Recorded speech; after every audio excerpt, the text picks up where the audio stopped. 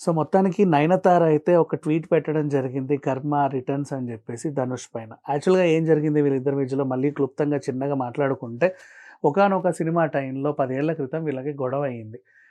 ఈ ఈ ధనుష్ గారి వెర్షన్ ఏంటంటే, నేను ప్రొడ్యూసర్‌గా ఉన్నా గూడా ఈవిడ డైరెక్టర్‌తో రంకు పెట్టుకొని, ఆ డైరెక్టర్ హీరోయిన్‌తో రాసలీలలాడుతున్నాడు. ఆమెను లైన్‌లో పెడుతున్నాడు. విచ్చలవిడిగా వాళ్ళు ఇష్టం ఉన్నట్టు షూటింగు టెరిటరీనంతా పాడు చేస్తున్నాడని ఆయన హర్ట్ అయ్యాడు. నేను ఇంత పవిత్రంగా ప్రేమించుకుంటుంటే నా ప్రేమను చూసి నువ్వెవర్రా హర్ట్ అవ్వడం అని చెప్పేసి ఆవిడ మూతి తిప్పుకుంది. హీరోయిన్ క్యారీవాన్‌కెళ్తే నేనెళ్ళాలి గానీ హీరోని డైరెక్టర్ ఎళ్ళడం ఏంటా అని చెప్పి ఆయన హర్ట్ అయ్యాడు. కాకపోతే ఇంక విచిత్రం ఏంటంటే ఆ సినిమాకి ఆయనే ప్రొడ్యూసరు. ఇట్లా రకరకాల మధ్యలో వీళ్ళిద్దరికి ఒక చిన్న క్లాష్ అయితే వచ్చింది. ఇంకెప్పుడు నీతో పని చేయకూడదని నయనతార అనుకుంది.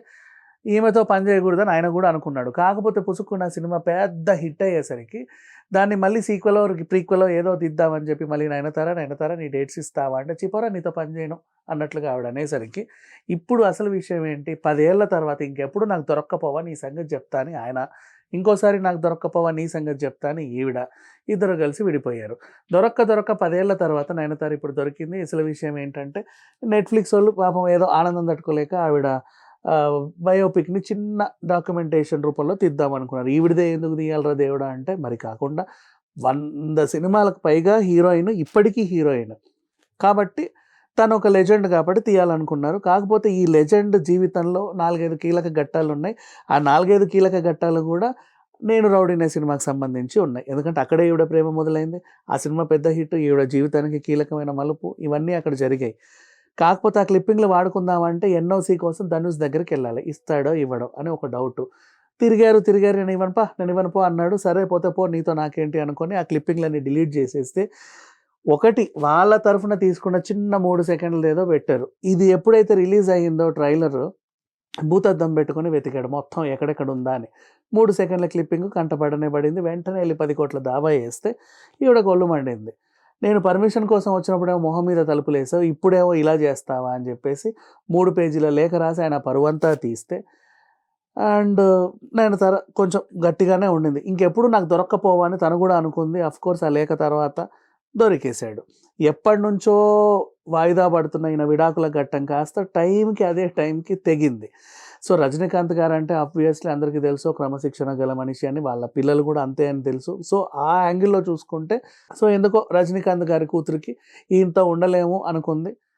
మొత్తానికైతే వాళ్ళు విడిపోయారు. ఆ విడిపోవడానికి గల విషయాన్ని వీళ్ళు వాయిదా వేస్తా వస్తే మొన్న తెగింది. తెగినప్పుడు ఇప్పుడు నయనతార పెట్టిన ట్వీట్ ఏంటంటే యాక్చువల్‌గా నువ్వు ఫేక్ ప్రామిస్ చేసి ఒకరి జీవితాన్ని నాశనం చేశావు. వడ్డీల రూపంలో చెల్లించుకో అని. ఇప్పుడు ఆళ్ళు భరణం ఎంత కట్టుకుంటారో మనకి తెలీదు. నాకు 10,00,00,000 పరువు నష్టం దావా యేసావు గదా! నీ జీవితం గూడా చూడు ఏమైందో. కర్మ రిటర్న్స్ అన్నట్టుగా ఆవిడేసింది. ఈవిడ ఉద్దేశ్యం ఏంటంటే మోసం చేయడం అనే దానికి ఇప్పుడు మన తెలుగు సినిమాలు 'ఆహ్వానం' అనే సినిమా ఉంది విడాకుల గురించి. విడాకులు తీసుకోకుండా సర్దుకుపోవాలి. ఎలా సర్దుకుపోవాలంటే 'సర్దుకుపోదాం రండి' సినిమా కూడా ఉంది. విడాకుల వరకొచ్చి కోర్టుకెళ్ళిన తర్వాత గూడా కలుసుకోవాలంటే 'ఖుషి' సినిమా మన సమంత 'ఖుషి' సినిమా గూడా ఉంది. బోలెడన్ని ఎగ్జాంపుల్స్ ఉన్నాయి. అంటే ఒక మనిషి ఒక ఆడ మనిషితో నీతో జీవితాంతం నేను తోడుంటాను అని ఒక ప్రామిస్ చేసినప్పుడు ఆ ప్రామిస్‌నే పెళ్ళంటారు. దాని తర్వాత వీళ్ళు విడాకులు తీసుకుంటే ఆ ప్రామిస్‌ని వీళ్ళు బేఖాతరు చేసినట్టే. అంటే పెళ్లి చేసుకునే టైంలో నువ్వు ఫేక్ ప్రామిస్ చేసినట్టే. అంటే ఫేక్ ప్రామిస్ చేసి ఒక ఆడపిల్ల జీవితంతో ఆడుకున్నట్టే అనే విధంగా నయనతార ట్వీట్ అనేది పెట్టడం జరిగింది.